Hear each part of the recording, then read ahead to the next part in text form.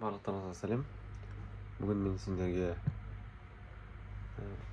Қазақстан Ұлы Отан соғысы және соғыстан кейінгі жылдары туралы айтып беретін боламын. Ендеше біздің бірінші тақырыбымыз Қазақстанның Ұлы Отан соғысы және соғыстан кейінгі дамуы, яғни 1941-1955 жылдары. 1941 жылы соғыс басталған кезде Қазақстан бүкіл Кеңес одағы үшін аса маңызды аймаққа айналған болатын. Осы біздің елдің индустриялық мүмкіндігі, табиғи ресурстары және де еңбек күші майданның қажетіне жұмылдырылған болатын. Соғыстың алғашқы айларында Қазақстанда Кеңес одағының батыс өңірлерінен 220-дан астам зауыттар мен фабрикалар көшіріліп келген. Олар Алматы, Шымкент, Қарағанды, Балқаш секілді қалаларға орналастырылып, қысқа мерзімге іске қосылған болады. Осылайша КСРО-ның негізгі әскери шикізат орталықтарының біздің Қазақстан біріне айналған болады. Қарағанды көмір бассейні, Ембі мұнайы, Жезқазған мен Риддер түсті металл өндірісі майдан қажеттіліктерін үздіксіз қамтамасыз еткен болатын. Қорғасын, мырыш, мыс, көмір барлығы күндіз-түні шығарылып отырған болатын. Тіпті Қарағанды шахтерлері көмір өндіру бойынша барлық рекордтарды жаңартқан болатын. Ауыл шаруашылығы да майдан талабына сай құрылған болатын осы біздің Қазақстанда. Еңбекке қабілетті ер азаматтардың көпшілігі соғысқа кеткесін, осы зауыттарда көбінесе әйелдер мен қарттар және де балалар немесе жас өспірімдер жауапкершілікті өз мойындарына алған болатын. Соған қарамастан Қазақстан майданда да тылдағы халықты да азық-түлікпен қамтамасыз етіп отырған екен. Ал соғыс жылдары мәдениет пен ғылым да тоқтап қалған жоқ. Керісінше Алматы, осы біздің Алматы КСРО-дағы ірі мәдени орталыққа айналған болатын. Мәскеу мен Ленинградтан көрнекті жазушылар, ғалымдар, композиторлер эвакуацияланып, осы біздің Алматыға келіп, қазақ интеллигенциясымен бірге шығармашылықпен айналысқан екен.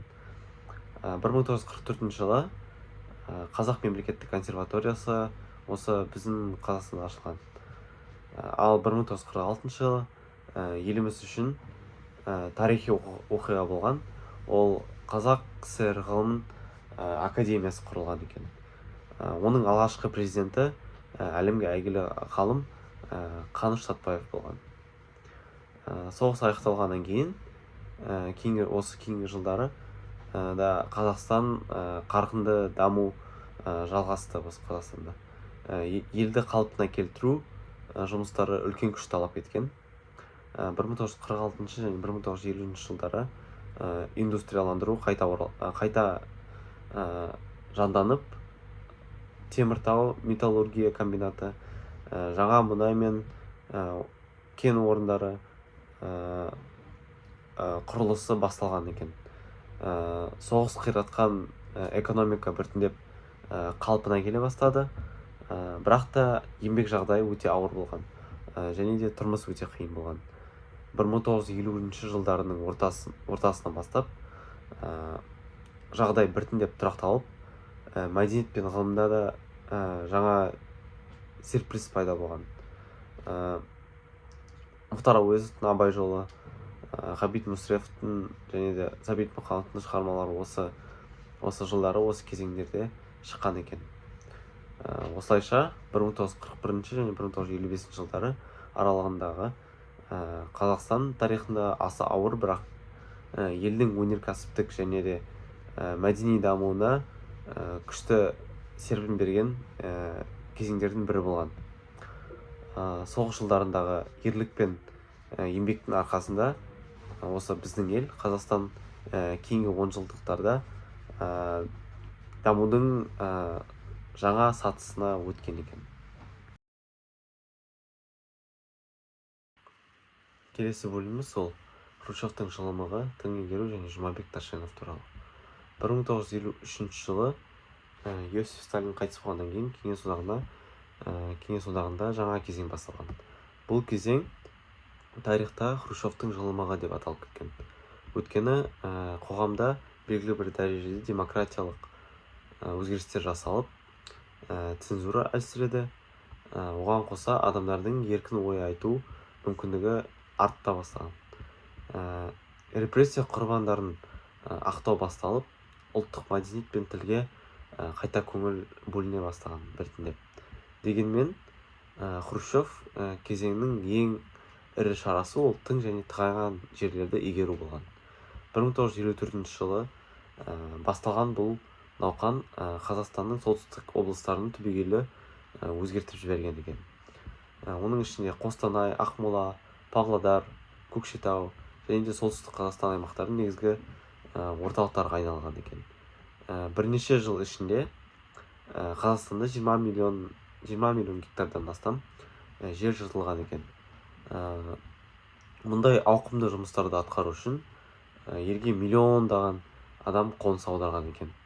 Олар ауылдар салды, жаңа қалашықтар тұрғызған екен және де темір жолдар тартылған. Тың игеру Қазақстан экономикасын көтерген екен. Қазақстан КСРО-дағы ең ірі астық өндірушілердің біріне кірген. Алайда тың игеру науқанының кері әсері де аз болған жоқ. Жердің құнарсыздануы, экологиялық тепе-теңдіктің бұзылуы, жергілікті халықтың жерінен айырылуы, қазақтардың үлесінің азаюы бұл саясаттың даулы жақтары болған екен. Осындай қиын кезде Қазақстанның мемлекеттік тұтастығын қорғап қалған қайраткер ол Жұмабек Тәшенов екен.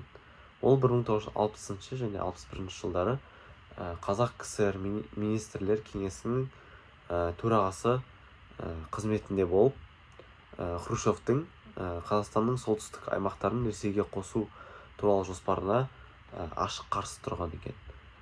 Тәшенов орталықтың қысымына қарамастан қазақ жерін қорғап қалды. Бұл оның ең үлкен тарихи ерлігі болған. Бірақ та дәл осы батылдығы үшін оны қызметтен алынып, Шымкентке төмен қызметке жіберілген. Хрущевтің жылымығы ол бір жағынан қоғамды жұмсартса, екінші жағынан ол тың игеру секілді даулы реформалармен есте қалған екен.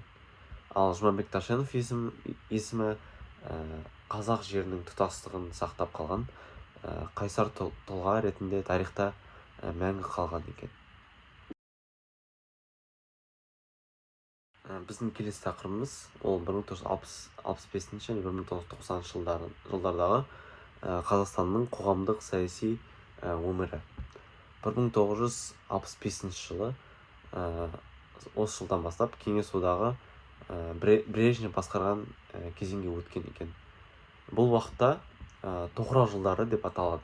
Себебі саяси жүйе қатты орталықтандырылып, қоғамда жаңашылдық азайып, экономикалық және әлеуметтік мәселелер көбейе бастаған екен. Қазақстанда осы кезеңде өнеркәсіп белгілі бір дәрежеге дамығанмен, оның көп бөлігі шикізат өндіруге бағытталған екен. Дайын өнім шығару өте төмен болды. Экономикада жоспарлы жүйе сақталған. Мемлекет барлық секторды бақылауда ұстаған екен. Бұл модель алғашында тұрақтылық берсе, кейін жаңа технологиялардың қалуына, жемқорлық көбеюіне себеп болған екен. Қоғамдық өмірде ұлттық мәселелер күрделене түсті. Қазақ тілінің қолданыс аясы тарылып, орыс тілінің доминациясы күшейе бастаған. Қалалардың өсуімен бірге қазақ халқының өз жеріндегі үлесі біртіндеп азая бастаған. Қазақ мектептері жабыла бастаған, және де ұлттық кадрларды дайындау өте баяу жүрген. Дегенмен бұл кезеңде мәдениет пен ғылымда ірі жетістіктер болған. Мысалы, Ілияс Есенберлиннің көшпенділер трилогиясы сияқты, Әбдіжәміл Нұрпейісовтің шығармалары, Олжас Сүлейменовтің зерттеулері деген сияқты ұлттық рухты оятқан екен. Бірақ идеологиялық себептермен көптеген еңбектерге шектеу қойған. 1980 жылдары, осы жылдардың ортасында КСР-да Горбачевтың қайта құру саясаты басталған соң, Қазақстанда да қоғамдық ой жаңғыра бастаған. Дәл осы кезең Қазақстан тарихындағы аса маңызды оқиғаға жол ашты. Ол 1986 жылғы желтоқсан оқиғасы. 16 желтоқсанда Дінмұхамед Қонаевтың қызметтен алынып, орнына Қазақстан мүлдем білмейтін Геннадий Колбиннің тағайындалуы халықтың наразылығын тудырған екен. Алматы жастары алаңға шығып, әділетсіздікке қарсы өз дауысын көтерген екен. Бұл Кеңес одағы тарихындағы алғашқы ұлттық сипаттағы шеру болған. Бірақ та көтеріліс қатыгездікпен басталып, қатысқандар қудаланған. Соған қарамастан желтоқсан оқиғасы халықтың намысын оятты, және де тәуелсіздікке бастар алғашқы қадамдарының бірі ретінде тарихқа қалған екен. Осы 1965 және 1990 жылдары аралығы Қазақстан қоғамы үшін қиын да күрделі, бірақ ұлттық сана қалыптасқан маңызды кезеңдерінің бірі болып келеді екен. Біздің келесі және соңғы тақырыбымыз сол 1970 және 1980 жылдардағы Қазақстанның мәдениеті. 1970-80 жылдары Қазақстанда мәдениет, әдебиет, ғылым және өнер ерекше қарқынмен дамыған екен. Тоқырау кезеңінің саяси шектеулеріне қарамастан, қазақ мәдениеті өзінің биік белесіне көтерілген.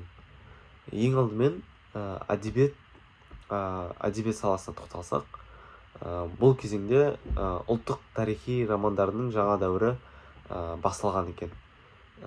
Айтып кеткендей, Ілияс Есенберлиннің көшпенділер трилогиясы ол қазақ тарихынан кең көлемінде суреттеп, халықтың тарихи санасын оятқан екен. Әбдіжәміл Нұрпейісовтің қан мен тер трилогиясы осы қазақ халқының